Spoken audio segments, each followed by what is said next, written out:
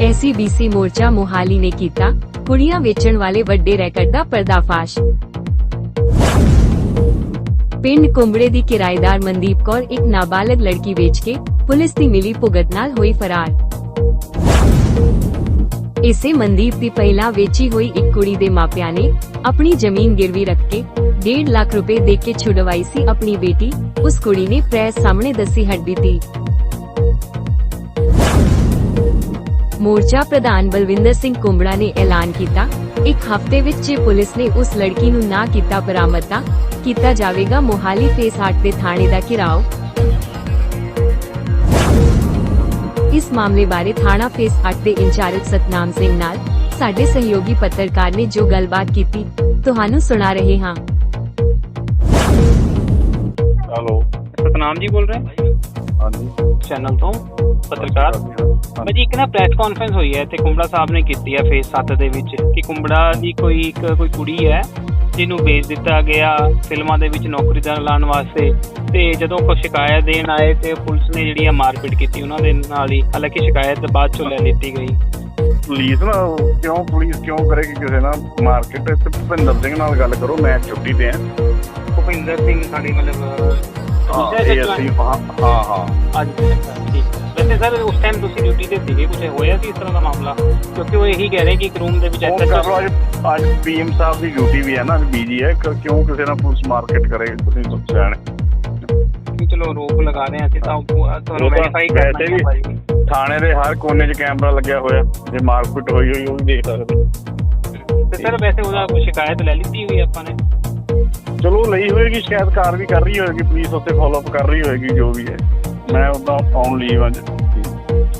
आओ देखते हाँ साडे चैनल दी टीम नाल मोर्चा प्रधान बलविंदर सिंह कुंबड़ा अते पीड़ित परिवार ने जो गलबात कीती।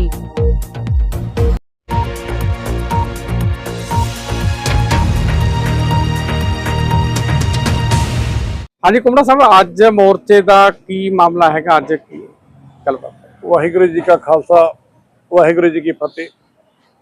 अज एसीबीसी महापंचायत पंजाब जो फेस 7 ਦੀਆਂ ਲਾਈਟਾਂ ਤੇ ਮੋਰਚਾ ਚੱਲ ਰਿਹਾ ਹੈ ਤੇ ਤੁਹਾਡਾ ਪ੍ਰੈਸ ਦਾ ਬਹੁਤ ਵੱਡਾ ਯੋਗਦਾਨ ਹੈ। ਜਦੋਂ ਵੀ ਕੋਈ ਪੀੜਤ ਪਰਿਵਾਰ ਹੋਏ, ਦੁਖੀ ਪਰਿਵਾਰ ਹੋਏ, ਜਿਸ ਵਿਅਕਤੀ ਦੀ ਕਿਤੇ ਨਾ ਸੁਣਦਾ ਹੋਏ, ਚਾਹੇ ਉਹ ਥਾਣਿਆਂ 'ਚ ਹੋਏ, ਕਚਹਿਰੀਆਂ 'ਚ ਹੋਏ ਜਾਂ ਕਿਤੇ ਹੋਰ ਪ੍ਰਸ਼ਾਸਨ ਨਾ ਸੁਣਦਾ ਹੋਏ, ਤਾਂ ਉਹਨਾਂ ਦੀ ਜਿਹੜੀ ਆਵਾਜ਼ ਹੈ ਤੁਹਾਡੇ ਰਾਹੀਂ ਅਸੀਂ ਸਰਕਾਰ ਦੇ ਤਾਨਾਸ਼ਾਹੀ ਜਿਹੜੇ ਅਫਸਰ ਨੇ ਜਾਂ ਪੰਜਾਬ ਦੀ ਪੁਲਿਸ ਹੈ ਅਲੱਗ-ਅਲੱਗ ਥਾਣਿਆਂ 'ਚ, ਜਿਵੇਂ ਪੀੜਤ ਲੋਕ ਅੱਜ ਪਿੰਡ ਕੁੰਬੜਾ ਤੋਂ ਇੱਕ ਵਿਧਵਾ ਔਰਤ ਇਕਲੌਤੀ ਬੇਟੀ ਨੂੰ ਕਿਡਨੈਪ ਹੋਏ ਕਰਕੇ ਇਕਲੌਤੀ ਬੇਟੀ ਵੇਚੀ ਗਈ। ਜਿਹੜੀ ਵਿਧਵਾ ਔਰਤ ਹੈ ਮੇਰੇ ਪਿੰਡ 'ਚ ਕਿਰਾਏ ਤੇ ਰਹਿੰਦੀ ਹੈ, ਕੁੰਬੜਾ ਪਿੰਡ 'ਚ, ਤੇ ਉਹਦੀ ਬੇਟੀ ਨੂੰ ਇਹ ਝਾਂਸਾ ਦੇ ਕੇ ਇੱਕ ਗੁਆਂਢੀਆਂ ਦੀ ਕੁੜੀ ਉਹਦੀ ਸੇਲ ਲਈ ਮਨਦੀਪ ਕੌਰ ਨਾਂ ਦੀ ਲੜਕੀ ਸੀ, ਜਿਹੜੀ ਇਹ ਕਹਿ ਕੇ ਲੱਗੀ ਵੀ ਤੁਹਾਡੀ ਕੁੜੀ ਨੂੰ ਮੈਂ ਫਿਲਮਾਂ 'ਚ ਕੰਮ ਦਵਾਵਾਂਗੀ, ਫਿਲਮਾਂ 'ਚ ਜੌਬ ਦਵਾਵਾਂਗੀ। ਇਹਨੇ ਕਿਹਾ ਵੀ ਮੈਂ ਇਕੱਲੀ ਹੋਣ ਕਰਕੇ ਮੇਰੇ ਘਰ ਵਾਲਾ ਨਹੀਂ ਹੈ ਜਾਂ ਉਹਦੇ ਮੇਰੇ ਕੋਲ ਬੇਟਾ ਨਹੀਂ ਹੈ, ਇਕੱਲੀ ਉਹ ਬੇਟੀ ਹੈ, ਸ਼ਾਇਦ ਕਿਤੇ ਜੌਬ ਲਾ ਕੇ ਕਿਤੇ ਕੰਮਕਾਰ ਹੋ ਜੂ, ਮੇਰੀ ਗਰੀਬੀ ਚੱਕੀ ਜਾਊਗੀ। ਤਾਂ ਉਸ ਲਾਲਚ ਜਾ ਕੇ ਉਸ ਗੁੜੀਆ ਨੂੰ, ਉਸ ਲੜਕੀ ਨੂੰ, ਅੰਜਲੀ ਨਾਂ ਦੀ ਲੜਕੀ ਸੀ ਜਿਹਨੂੰ ਲੈ ਗਈ ਮਨਦੀਪ ਕੌਰ। ਮਨਦੀਪ ਕੌਰ ਫਿਰੋਜ਼ਪੁਰ ਏਰੀਏ ਦੇ ਰਹਿਣ ਵਾਲੀ ਹੈ। ਜਿਹੜਾ ਦੂਜੀ ਗੁੜੀਆ ਨੇ ਦੱਸਿਆ ਇੱਥੇ ਆਈ ਹੈ ਅੰਜਲੀ, ਜਿਹੜੀ ਨਾਲ ਦੀ ਸੇਲ ਲਈ ਹੈ, ਇਹਨੇ ਦੱਸਿਆ ਸਾਰਾ ਵੀ ਮੈਨੂੰ ਵੀ ਪਹਿਲਾਂ ਵੇਚਤਾ ਸੀ, ਇਸੇ ਕੁੜੀ ਨੇ ਪਹਿਲਾਂ ਮੈਨੂੰ ਵੇਚਤਾ ਸੀ। ਮੇਰੇ ਫਾਦਰ ਨੇ ਆਪਣੀ ਜ਼ਮੀਨ ਗਹਿਣੇ ਰੱਖ ਕੇ, ਮੈਂ ਫੋਨ ਕਰਿਆ, ਗਹਿਣੇ ਰੱਖ ਕੇ 1.5 ਲੱਖ ਰੁਪਏ 'ਚ ਮੇਰਾ ਫਾਦਰ ਮੈਨੂੰ ਵਾਪਸ ਛਡਾ ਕੇ ਲਿਆਇਆ। ਇਹ ਸਾਰੀ ਜਦੋਂ ਕੱਲ ਦੀ ਕਹਾਣੀ ਮੇਰੇ ਕੋਲ ਚੱਲੀ, ਮੈਂ ਮੀਟਿੰਗ ਕਰੀ ਹੈ, ਤਾਂ ਜਿਸ ਦੀਆਂ ਇਹ ਸਾਰੀ ਦਰਖਾਸਤ ਥਾਣਾ ਫੇਸ 8 ਨੂੰ ਦਿੱਤੀ ਗਈ ਹੈ ਵੀ ਮੇਰੀ ਬੇਟੀ ਵੇਚ ਦਿੱਤੀ ਹੈ ਜੀ। ਮੇਰੀ ਬੇਟੀ ਦਾ ਫੋਨ ਵੀ ਆ ਗਿਆ, ਉਸ ਕੁੜੀ ਦਾ ਫੋਨ ਆਇਆ 3 ਮਹੀਨੇ ਬਾਅਦ ਵੀ ਮੈਨੂੰ ਮੇਰੀ ਮੰਮਾ ਨੂੰ ਕਹਿ ਦਿਓ। ਇਹ ਗੁੜੀਆ ਕੋਲ ਫੋਨ ਆਇਆ ਵੀ ਮੈਨੂੰ ਰਾਜਸਥਾਨ ਕਿਸੇ ਏਰੀਏ 'ਚ ਬੈਠੀ ਹੈ, ਭੁੱਖੀ ਸਹੀ ਮਰ ਰਹੀ ਤੇ ਮੈਨੂੰ ਮਾਰ ਕੁੱਟ ਰਹੇ ਆ, ਇੱਥੇ ਛਡਾ ਲਓ। ਤੇ ਮਨਦੀਪ ਕੌਰ ਮੈਨੂੰ ਵੇਚ ਕੇ ਚਲੇ ਗਈ। ਜਿਹੜੀ ਮਨਦੀਪ ਕੌਰ ਕੁੜੀ ਵੇਚਣ ਵਾਲੀ ਹੈ, ਇੱਕ ਤਾਂ ਕੁੜੀ ਉਹ ਹੋ ਗਈ ਜਿਹੜੀ ਹੁਣ ਵੇਚ ਕੇ ਗਈ ਵੀ ਹੈ, ਇੱਕ ਆ ਤੁਹਾਡੇ ਸਾਹਮਣੇ ਐਗਜ਼ਾਮਪਲ ਉਤਾਰਨ ਬੈਠੀ ਹੈ ਜਿਹੜੀ ਵੇਚੀ ਹੋਈ ਵਾਪਸ ਆਈ ਹੈ। ਕਿੱਡਾ ਰੈਕਟ ਹੋਊਗਾ ਇਹ ਕੁੜੀਆਂ ਵੇਚਣ ਵਾਲਾ ਜਿਹੜਾ ਉਸ ਮਨਦੀਪ ਕੌਰ ਨਹੀਂ ਵੇਚੀ? ਮਨਦੀਪ ਕੌਰ ਨਹੀਂ ਵੇਚੀ ਸੀ। ਇਹਦੇ ਕਹਿਣ ਦੇ ਮੁਤਾਬਕ ਮੈਂ ਮਨਦੀਪ ਕੌਰ ਨੇ ਵੇਚੀ ਸੀ, ਤਾਂ ਮੈਂ ਇੰਨੇ ਦਿਨ ਰਹਿ ਕੇ ਫਲਾਣੀ ਜਗ੍ਹਾ ਇਹਨੇ ਸਾਰੇ ਐਡਰੈਸ ਦੱਸੇ। ਇਹ ਬਹੁਤ ਵੱਡਾ ਕਰੈਕਟ ਹੈ ਜਿਹੜਾ ਪੁਲਿਸ ਦੀ ਮਿਲੀ ਭੁਗਤ ਨਾਲ ਜਦੋਂ ਕੰਪਲੇਂਟ ਹੁੰਦੀ ਹੈ 10 ਦਿਨ ਪਹਿਲਾਂ ਉਹਦੀ ਦਰਖਾਸਤ ਆਉਂਦੀ ਹੈ, ਤਾਂ 10 ਦਿਨ ਪਹਿਲਾਂ ਪੁਲਿਸ ਦੀ ਮਿਲੀ ਭੁਗਤ ਕਰਕੇ ਹੁਣ ਉਹ ਕੁੜੀ ਜਿਹੜੀ ਹੈ ਫਰਾਰ ਹੋ ਗਈ, ਭੱਜ ਗਈ। ਪੁਲਿਸ ਨੇ ਮਿਲੀ ਭੁਗਤ ਕਰਕੇ ਭਜਾਤੀ। 8 ਫੇਸ ਥਾਣੇ ਦੀ ਪੁਲਿਸ ਨੇ ਜਦੋਂ ਇਹ ਗੁੜੀਆ ਨਾਲ ਅੰਜਲੀ ਆਪਣੀ ਸਹੇਲੀ ਦੀ ਗੱਲ ਦੱਸਣ ਗਈ ਵੀ ਸਾਡੇ ਕੋਲੇ ਫੋਨ ਆਇਆ, ਮੇਰੇ ਫੋਨ ਤੇ ਫੋਨ ਆਇਆ, ਤੁਸੀਂ ਦੇਖ ਲਓ, ਮਦਰ ਗਈ ਤੇ ਇਹਦੀ ਮਦਰ ਨਾਲ ਗਈ। ਜਦੋਂ 3 ਜਣੀਆਂ ਗਈਆਂ ਉੱਥੇ ਲੇਡੀ ਪੁਲਿਸ, ਲੇਡੀ ਕਾਂਸਟੇਬਲ ਨੇ, ਇਹ ਕਹਿੰਦੀ ਮੈਂ ਸਾਹਮਣੇ ਅੱਜ ਤੋਂ ਪਛਾਣ ਲੈਣਗੀ। ਲੇਡੀ ਕਾਂਸਟੇਬਲ ਦੀਆਂ ਨਵੀਆਂ ਕੁੜੀਆਂ ਤਾਂ ਉਹਨਾਂ ਸਾਨੂੰ ਕੁੱਟਿਆ ਵੀ ਹੈ। ਉਲਟਾ ਨਿਆਂ ਇਨਸਾਫ ਲੈਣ ਗਏ, ਨਿਆਂ ਇਨਸਾਫ ਮੰਗਣ ਗਏ, ਦਰਖਾਸਤ ਦੇਣ ਗਏ, ਉਸੇ ਇਹਨਾਂ ਨੂੰ ਕੁੱਟ ਰਹੀ ਹੈ। ਅਸੀਂ ਮਾਨਯੋਗ ਮੁੱਖ ਮੰਤਰੀ ਭਗਵੰਤ ਮਾਨ ਜੀ ਨੂੰ ਪੁੱਛਣਾ ਚਾਹੁੰਦੇ ਹਾਂ, ਡੀਜੀਪੀ ਨੂੰ ਮੁੱਖ ਮੰਤਰੀ ਨੂੰ ਪੁੱਛਣਾ ਚਾਹੁੰਦੇ ਹਾਂ, ਜਿਹੜਾ ਕਹਿੰਦਾ ਭੈਣਾਂ ਦੀ ਸਤਿਕਾਰਯੋਗ, ਭੈਣਾਂ ਦੀ, ਬੀਬੀਆਂ ਦੀ ਜਿਹੜੀ ਸਤਿਕਾਰ ਯੋਜਨਾ ਕੀ ਚੱਲ ਰਹੀ ਹੈ, ਸ਼ਾਇਦ ਇਹੀ ਤਾਂ ਨਹੀਂ ਹੈ ਸਤਿਕਾਰ ਯੋਜਨਾ। ਜਿਵੇਂ ਕੱਲ ਲੱਤਾਂ ਤੋੜਦੀਆਂ ਖੰਨਾ ਪੁਲਿਸ ਨੇ ਕਿਵੇਂ ਧਰਨਾ ਲਾਉਂਦੀ ਆਪਣੀ ਹੱਕ ਮੰਗਦੀ, 6-6 ਮਹੀਨੇ ਦੀ ਦਿਹਾੜੀ ਮੰਗਦੀ ਸੀ, ਕੱਲ ਲੱਤਾਂ ਤੋੜੀਆਂ, ਬਾਹਾਂ ਤੋੜੀਆਂ। ਇਸੇ ਤਰ੍ਹਾਂ ਕੁੜੀਆਂ ਵੇਚਣ ਵਾਲੇ ਨੂੰ ਜਿਹੜੀ ਪੁਲਿਸ 8 ਫੇਸ ਥਾਣੇ ਦੀ ਮਦਦ ਕਰੀ, ਜਿਹੜੀ ਕੁੜੀਆਂ ਵੇਚ ਰਹੀ ਹੈ, ਇਹ ਇੱਕ ਬਹੁਤ ਵੱਡਾ ਖੁਲਾਸਾ ਅੱਜ ਹੋਇਆ, ਜਿਹਦਾ ਰੈਕਟ ਫੜਿਆ ਜਾਊਗਾ। ਪਰ ਜੇਕਰ ਪੁਲਿਸ ਦੀ ਮਨਸਾ ਠੀਕ ਹੋਊਗੀ, ਇੱਥੇ ਦਾ ਪ੍ਰਸ਼ਾਸਨ ਠੀਕ ਹੋਊਗਾ, ਇੱਥੇ ਦੇ ਸਾਡੇ ਮੁੱਖ ਮੰਤਰੀ ਸਾਹਿਬ ਠੀਕ ਹੋਣਗੇ, ਡੀਜੀਪੀ ਠੀਕ ਹੋਣਗੇ, ਤਾਂ ਇਹ ਬਹੁਤ ਵੱਡਾ ਇੱਕ ਰੈਕਟ ਖੁੱਲੂਗਾ। ਜਿਵੇਂ ਮੈਂ ਪਿਛਲੇ ਦਿਨ ਪੜ੍ਹ ਰਿਹਾ ਸੀ ਵੀ ਲੁਧਿਆਣੇ ਤੋਂ ਨੌਜਵਾਨ ਇੰਨੀਆਂ ਕੁੜੀਆਂ ਗਾਇਬ ਹੋ ਗਈਆਂ, ਮੁੜ ਕੇ ਮਿਲ ਨਹੀਂ ਰਹੀਆਂ। ਉਹਦਾ ਕਾਰਨ ਅੱਜ ਸਾਨੂੰ ਇਹ ਲੱਭਿਆ ਵੀ ਫਿਲਮਾਂ ਦਾ, ਸ਼ੂਟਿੰਗ ਦਾ, ਜੌਬ ਦਾ ਬਹਾਨਾ ਲਾ ਕੇ ਕੁੜੀਆਂ ਹੀ ਕੁੜੀਆਂ ਨੂੰ ਬਾਹਰ ਲਿਜਾ ਕੇ ਵੇਚ ਰਹੀਆਂ। ਪੰਜਾਬ 'ਚ ਤਾਂ ਪਹਿਲਾਂ ਹੀ ਚਿੱਟਾ ਵਿਕ ਰਿਹਾ ਸੀ, ਕਰਪਸ਼ਨ ਸੀ, ਆ ਕੁੜੀਆਂ ਵੇਚਣ ਵਾਲਾ ਹੁਣ ਨਵਾਂ ਤੁਹਾਡੇ ਸਾਹਮਣੇ ਸਿਸਟਮ ਆ ਗਿਆ।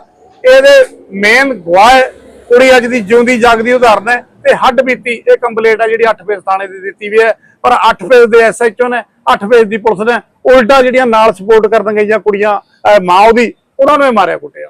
ਤੇ ਮਨਦੀਪ ਕੌਰ ਨਾਲ ਇਹਨਾਂ ਦਾ ਸੰਪਰਕ ਕਿਵੇਂ ਹੋਇਆ? ਮਨਦੀਪ ਕੌਰ ਕੁੰਬੜੀ ਕਿਰਾਏ 'ਚ ਰਹਿੰਦੀ ਹੈ, ਜਿੱਥੇ ਕੁੰਬੜੇ ਕਿਰਾਏ 'ਚ ਇਹ ਰਹਿ ਰਹੀਆਂ, ਉੱਥੇ ਕੁੰਬੜੇ ਕਿਰਾਏ 'ਚ ਉਹ ਰਹਿ ਰਹੀ ਹੈ। ਅਜੇ ਵੀ ਰਹਿ ਰਹੀ? ਨਹੀਂ, ਉਹ ਤਾਂ ਹੁਣ ਭੱਜ ਗਈ, ਕਹਿੰਦੇ ਕਮਰਾ ਖਾਲੀ ਕਰਕੇ।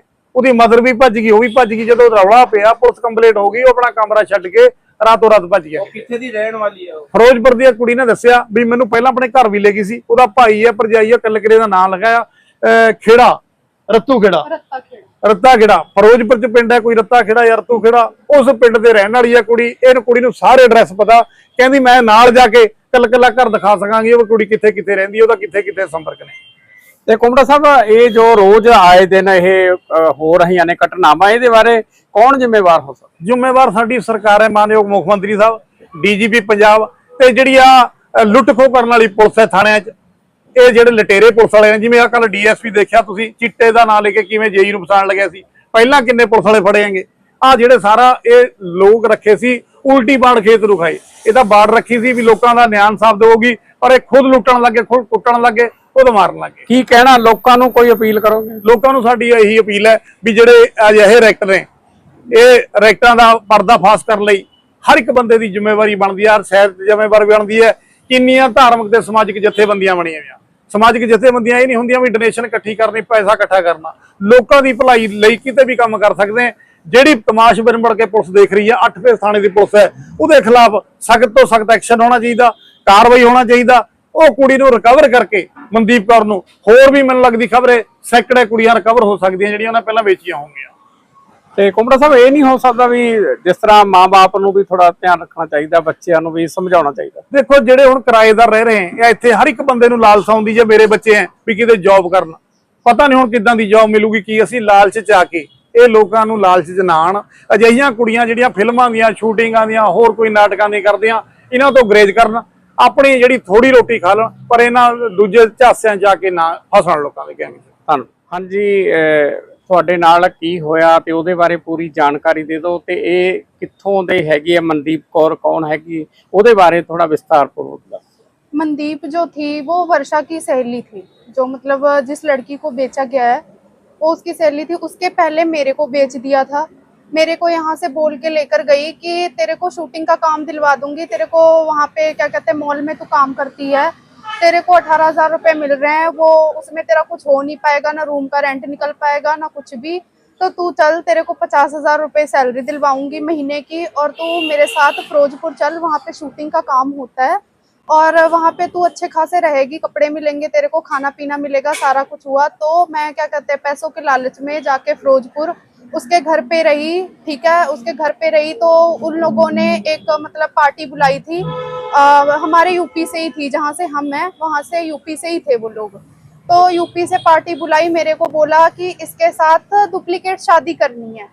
मैंने पूछा उनको डुप्लीकेट शादी मतलब, कहते डुप्लीकेट शादी करनी है जैसे तुमने देखा होगा जो मूवी में सीन आते हैं शादियों वाले, तो वो ऐसे ही मतलब उनकी शूटिंग करवाते हैं हम, वही सीन आते हैं मूवियों में। मैं क्या चलो कोई बात नहीं, कहते कि तुम्हें इनके साथ जाना पड़ेगा, एक रात वहाँ रहना पड़ेगा, उसके बाद हम सुबह तुम्हें ले आएंगे। वहाँ पे कुछ जो रस्में रिवाजें हैं वो मतलब करके उसके बाद हम तुम्हें ले आएंगे। वहाँ पे जाके लड़के ने मेरे को बोला कि हम तुम्हें खरीद के लेकर आए हैं 1.5 लाख में, ऐसे ऐसे करके। मैंने उसको बोला कि मेरे को शूट का बहाना देकर मेरे को लेकर आए थे फिरोजपुर जब मेरे को लेकर आए, मेरे को बोला कि यहाँ पे शूट है, तेरे को इतने पैसे देंगे, तो वहाँ पे चली जा, वहाँ पे जो मतलब रस्में रिवाजें होती हैं वो करके हम तुझे कल लेने आ जाएंगे। तो लड़के ने मेरे को बताया कि 1.5 लाख में हम तेरे को खरीद के लाए हैं, हम तुझे कहीं नहीं जाने देंगे, कुछ नहीं कर सकती अब तू। तो उसके बाद में मैंने उनके रो रो के हाथ पैर जोड़े, उनके पैर पड़ी, उनको बहुत प्यार से बोला कि मेरे पापा से मेरी बात करवा दो कि मैं यहाँ पे फंसी हुई। फिर वहाँ के जो उसके लड़के के चाचा थे वो पुलिस में थे, उन्होंने मेरी बात समझी। उन्होंने मेरे मतलब भाई का नंबर था, संदीप नाम है उसका नंबर था, उसको फोन किया, उसको फोन करके वहाँ पे बुलवाया, पापा को फोन किया, पापा को सारी बातें बताई। तो पापा को बोला कि ऐसे आपकी लड़की को जाने नहीं देंगे यहाँ से, आप 1.5 लाख रुपए हम उनको हैप्पी और अल्फा और जो क्या कहते हैं अर्शदीप है सबको पैसे देकर आए, 1.5 लाख रुपए भर दो, आप अपनी लड़की ले जाओ। तो मेरा भाई गया, गाड़ी जो लेकर गया था उसको थाने में खड़ी करवा लिया। थाने में खड़ी करवाने के बाद में उसके बाद मेरे भाई को मारा पीटा, मेरे को मारपीट करी, उसके कानों में नाखून घुसाए थे, उसके कान भी सारे पक गए थे, ठीक है। और उसके बाद रात 2 दिन हमें वहां पे रहना पड़ा और पापा ने गहने गिरवी रखे और क्या कहते खेत गिरवी रखा। उसके बाद 1.5 लाख रुपए इन लोगों को लगाए, जहाँ पे थाने में थे हम खाई खेड़ा में, 1.5 लाख रुपए लगवाए उनको। तब सुबह तब भी हमें जाने नहीं दे रहे थे, उसके बाद हमें बोला, कहते कि तू यहीं पे रह, बर्तन धो, खाना बना, उसके हम तुझे 10,000 रुपए देंगे, तू यहीं पे रह जा। तो मैं क्या, नहीं जी मुझे जाने दो, मेरे मम्मी पापा मुझसे बहुत प्यार करते हैं, जो भी है मेरे से गलती हो गई, आगे से मैं पैसों के लालच में नहीं आऊंगी, अपना जॉब कर लूंगी। तो उन लोगों ने मेरे को मेरे भाई के साथ भेज अच्छा, दिया। जब आप इनके साथ थाने में गए थे वहां पे क्या हुआ? जब हम इनके साथ थाने में गए, पूरी रिपोर्ट लिखवाई, हमने उनको सारी कुछ सच्चाई बताई जो मेरे साथ हुआ, जो इनकी लड़की के साथ हुआ, ठीक है। मैंने पूरी रिपोर्ट लिखवाई थाने में। तो जो महिला मतलब जो थी लेडीज पुलिस, उसने मेरे पे हाथ उठाया और मेरे को कह रही है तेरी सारी मिली भगत है, मतलब अगर हम बुरे होते तो हम पुलिस स्टेशन में क्यों जाके कंप्लेन करते। कौन से थाने में गए थे? 8 फेस थाने में गए, वहाँ पे एक लेडीज ने मेरे पे भी हाथ उठाया। नहीं, 8 फेस थाने में SHO साहब मिले आपको? SHO साहब, हाँ जी मिले, ठीक है।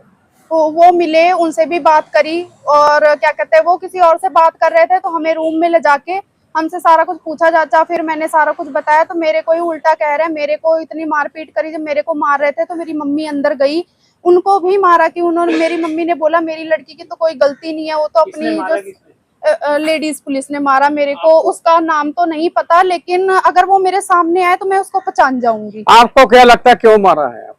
मेरे को इसलिए मारा क्योंकि उनको ऐसा लग रहा है कि ये सारा काम हमने किया है। अगर ये मतलब हमने किया होता तो हमारा क्या वो था कि हम जाके अब लड़की से आपसे बात हुई थी? लड़की का मेरे को 10 दिन पहले फोन आया, उसने मेरे को बोला कि अंजलि मैं यहाँ पे हूँ, मेरे को बचा ले, ये लोग मेरे को मारते हैं, रोटी भी नहीं देते खाने को, बस जीने के लिए आधी रोटी या 1 रोटी दे देते हैं खाने के लिए। उसी दिन मैंने जाके पुलिस स्टेशन में कंप्लेन करी तो पुलिस वालों ने उल्टा मेरे को कौन सा ये वाकया कब का है जब आप पुलिस स्टेशन गए? क्या SHO वहाँ पर मौजूद था जब आपके साथ मार पिटाई हुई थी? हाँ जी, वो दूसरे रूम में थे। कौन सी तारीख की बात है? 10 दिन हो गए, 5-6 तारीख की बात। 6 तारीख हाँ जी, हाँ जी। कोई आपके ऊपर कोई क्रिमिनल रिकॉर्ड था या कोई FIR दर्ज थी? क्यों मारा आपको? उन लोगों ने मेरे को इसीलिए मारा था कि इसमें मेरा हाथ है। जिस लड़की ने हमें बेचा था उसका नंबर भी हमने दिया। चलो वो तो 5-6 की फुटेज वहां से पुलिस थाने से ली जा सकती है।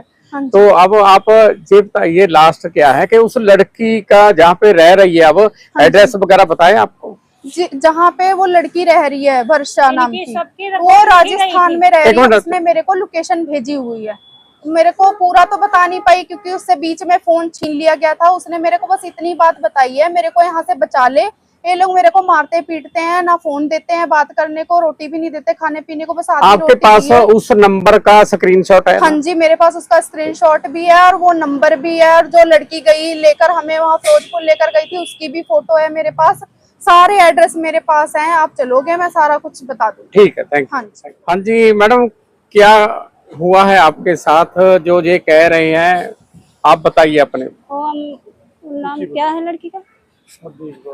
मंजिल मंजिल उनका नाम नहीं आ रहा। आपकी बेटी का क्या नाम है? अंजलि। अच्छा, और क्या हुआ है, कब से वो गायब है? वो 3 महीना हो गए, वापस ही नहीं आई है। और उसको कौन लेके गई है? मंजीत ने ले गई। मनजीत उसके साथ कैसे लिंक में आई? ना वो कह रही थी मैं मम्मी कहीं नहीं जाऊंगी, मैं रूम पे हूँ, मैं शाम को घर ही में मिलूंगी तुमको। नहीं, मनदीप आपके पड़ोस में रहती है? पड़ोसी में रहती थी। हमका पहले ये बताओ, पहले घर में रहती हो कि नहीं? कहती हमारा यही घर है, मैं यही में रहती हूँ।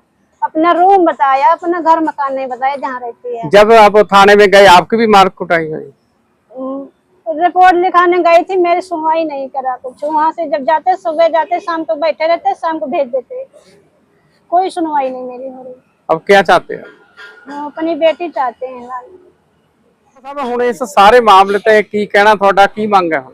ਅਸੀਂ ਤੁਹਾਡੇ ਰਾਹੀਂ ਇਹੀ ਬੇਨਤੀ ਕਰਨਾ ਚਾਹੁੰਦੇ ਮਾਨਯੋਗ ਮੁੱਖ ਮੰਤਰੀ ਪੰਜਾਬ ਨੂੰ ਤੇ ਡੀਜੀਪੀ ਪੰਜਾਬ ਨੂੰ ਵੀ ਜਿਹੜਾ ਇਹਨਾਂ ਦੇ ਨਾਲ ਹੋਈ ਹੈ, ਪਤਾ ਨਹੀਂ ਉਹ ਕਿ ਪੰਜਾਬ 'ਚ ਕਿਹੜੀ ਕਿਹੜੀ ਧੀਆਂ ਨਾਲ, ਕਿਹੜੀ ਕਿਹੜੀ ਬੇਟੀਆਂ ਨਾਲ, ਕਿਹੜੀ ਕਿਹੜੀ ਮਾਵਾਂ ਨਾਲ ਇਸ ਤਰ੍ਹਾਂ ਹੁੰਦੀ ਹੋਊਗੀ। ਇਹ ਬਹੁਤ ਵੱਡਾ ਰਿਕਟ ਹੈ।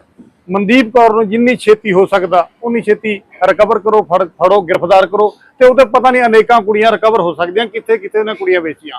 ਪਰ ਜਿਹੜੀ ਪੁਲਿਸ ਨੇ 10 ਦਿਨ ਪਹਿਲਾਂ ਕੰਪਲੇਂਟ ਤੇ ਕੋਈ ਕਾਰਵਾਈ ਨਹੀਂ ਕਰੀ, ਉਸੇ ਐਸਐਚਓ ਤੇ ਉਸੇ ਏਐਸਆਈ ਤੇ ਅਸੀਂ ਕਾਰਵਾਈ ਚਾਹੁੰਦੇ ਹਾਂ ਵੀ ਪਹਿਲਾਂ ਤਾਂ ਇਹਨਾਂ ਤੇ ਕਾਰਵਾਈ ਹੋਏ, ਜਿਹਨੇ 10 ਦਿਨ ਹੋ ਗਏ ਕਾਰਵਾਈ ਨਹੀਂ ਕਰੀ, ਕੋਈ ਸੁਣਾਈ ਨਹੀਂ ਕਰੀ। ਦੂਜਾ ਜਿਹੜਾ ਇਹਨਾਂ ਦੀ ਮਾਰਪੀਟ ਕਰੀ, ਦੇਖੋ ਇੱਕ ਅਨਿਆਂ ਇਨਸਾਫ ਲੈਣੀ ਥਾਣੇ 'ਚ ਗਈਆਂ, ਉਹਨਾਂ ਨੂੰ ਕਸਾਈਆਂ ਵਾਂਗੂ ਕੁੱਟਿਆ ਜਾਂਦਾ, ਦੱਸੋ ਕੌਣ ਜਾਊਗਾ? ਮਾਨਯੋਗ ਮੁੱਖ ਮੰਤਰੀ ਸਾਹਿਬ ਬਹੁਤ ਵੱਡੇ ਦਾਅਵੇ ਤੇ ਵਾਅਦੇ ਤੁਸੀਂ ਕਰ ਰਹੇ ਹੈ ਵੀ ਬੱਚੀਆਂ ਵਾਸਤੇ, ਬੇਟੀਆਂ ਵਾਸਤੇ, ਭੈਣਾਂ ਵਾਸਤੇ ਸਕੀਮਾਂ ਚਲਾ ਰਹੇ, ਪਰ ਇਹ ਥਾਣੇ 'ਚ ਜਿਹੜੇ ਇਹਨਾਂ ਦੇ ਨਾਲ ਬੁੱਚੜਖਾਨਾ ਹੋ ਰਿਹਾ, ਇਹਨਾਂ ਨੂੰ ਮਾਰਕੁੱਟ ਹੋ ਰਹੀ, ਨਿਆਂ ਇਨਸਾਫ ਨਹੀਂ ਦਿਆ ਜਾਂਦਾ, ਕੁੜੀਆਂ ਵੇਚੀਆਂ ਜਾ ਰਹੀਆਂ। ਜਿਹੜੇ ਵੇਚਣ ਵਾਲੇ ਸਮਗਲਰ ਹਨ, ਤਸਕਰ ਹੈਗੇ, ਉਹ ਪੁਲਿਸ ਨਾਲ ਰਾਤੋਂ ਰਾਤ ਭੱਜ ਜਾਂਦੇ ਆ। ਇਹ 10 ਦਿਨ 'ਚ ਕੁੜੀ ਭਜਾਈ ਹੈ, 8 ਫੇਸ ਥਾਣੇ ਦੀ ਪੁਲਿਸ ਨੇ ਭਜਾਈ ਹੈ, 8 ਫੇਸ ਥਾਣੇ ਦੀ ਪੁਲਿਸ ਦੇ ਖਿਲਾਫ ਕਾਰਵਾਈ ਹੋਏ ਤੇ ਕੁੜੀ ਨੂੰ ਫੜ ਕੇ ਮਨਦੀਪ ਕੌਰ ਨੂੰ, ਇਹਨਾਂ ਦੀ ਬੇਟੀ ਰਿਕਵਰ ਕੀਤੀ ਜਾਵੇ ਤੇ ਹੋਰ ਬੇਟੀਆਂ ਦਾ ਪਤਾ ਨਹੀਂ ਕਿਹੜੇ ਜਗ੍ਹਾ ਦੇ ਖੁਲਾਸੇ ਹੋਣਗੇ ਵੀ ਕਿੱਥੇ ਕਿੱਥੇ ਕੁੜੀਆਂ ਵੇਚੀਆਂ ਨੇ। ਅਸੀਂ ਅੱਜ ਤਾਂ ਬੇਨਤੀ ਕਰ ਰਹੇ ਹਾਂ, ਅਪੀਲ ਕਰ ਰਹੇ ਹਾਂ ਤੁਹਾਡੇ ਰਾਹੀਂ, 1 ਹਫ਼ਤੇ ਦਾ ਸਮਾਂ ਦੇ ਰਹੇ। ਅੱਜ ਜਿਵੇਂ 17 ਤਰੀਕ ਹੈ, 1 ਹਫ਼ਤੇ ਦਾ ਸਮਾਂ 8 ਫੇਸ ਦੀ ਪੁਲਿਸ ਨੂੰ, ਐਸਐਸਪੀ ਮੋਹਾਲੀ ਨੂੰ, ਡੀਜੀਪੀ ਪੰਜਾਬ ਨੂੰ। ਜੇਕਰ ਹਫ਼ਤੇ ਦੇ ਅੰਦਰ ਅੰਦਰ ਉਹ ਕੁੜੀਆਂ ਨਹੀਂ ਰਿਕਵਰ ਹੁੰਦੀ, ਨਹੀਂ ਮਿਲਦੀ ਜਾਂ ਉਹਨੂੰ ਨਹੀਂ ਅਰੈਸਟ ਕੀਤਾ ਜਾਂਦਾ ਜਿਹੜੀ ਦੋਸ਼ਣ ਕੁੜੀਆਂ ਵੇਚਣ ਵਾਲੀ ਹੈ, ਤਾਂ ਅਸੀਂ ਜਿਹੜਾ ਵੱਡੇ ਤੌਰ ਤੇ ਸੰਘਰਸ਼ ਵੀ ਕਰਾਂਗੇ। ਤੇ ਹੋਰ ਅਪੀਲ ਕਰਦੇ ਹਾਂ ਜਿਹੜੇ 8 ਫੇਸ ਥਾਣੇ ਤੋਂ, ਪੰਜਾਬ ਦੀ ਪੁਲਿਸ ਤੋਂ 8 ਫੇਸ ਦੇ ਥਾਣੇ ਤੋਂ ਅਜਿਹੇ ਪੀੜਤ ਲੋਕ ਨੇ ਜਿਨ੍ਹਾਂ ਦੀ ਦਰਖਾਸਤਾਂ ਮਹੀਨੇ ਪ੍ਰਤੀ ਪਈਆਂ, ਉਹ ਸਾਰੀਆਂ ਇਹ ਧਰਨੇ ਨਾਲ ਸਾਡੇ ਨਾਲ ਸੰਪਰਕ ਕਰਨ ਤਾਂ ਕਿ ਇਹਨਾਂ ਦਾ ਜਿਹੜਾ ਪਰਦਾਫਾਸ਼ ਕਰਕੇ ਪੁਲਿਸ ਦਾ ਜਿਹੜਾ ਪਿੱਟ ਸਿਆਪਾ ਕੀਤਾ ਜਾਵੇ। ਤੇ ਜਿਹੜਾ ਨੰਗਾ ਨਾਚ ਕਰ ਰਹੀਆਂ ਇਹ ਪੁਲਿਸ ਲੁੱਟ ਵੀ ਰਹੀ ਤੇ ਕੁੱਟ ਵੀ ਰਹੀ ਹੈ। 8 ਫੇਸ ਥਾਣੇ ਦੇ ਬਾਹਰਲੇ ਪਾਸੇ ਪਿੱਟ ਸਿਆਪਾ ਕੀਤਾ ਜਾਊਗਾ ਤੇ ਥਾਣੇ ਦਾ ਘਿਰਾਓ ਕੀਤਾ ਜਾਊਗਾ।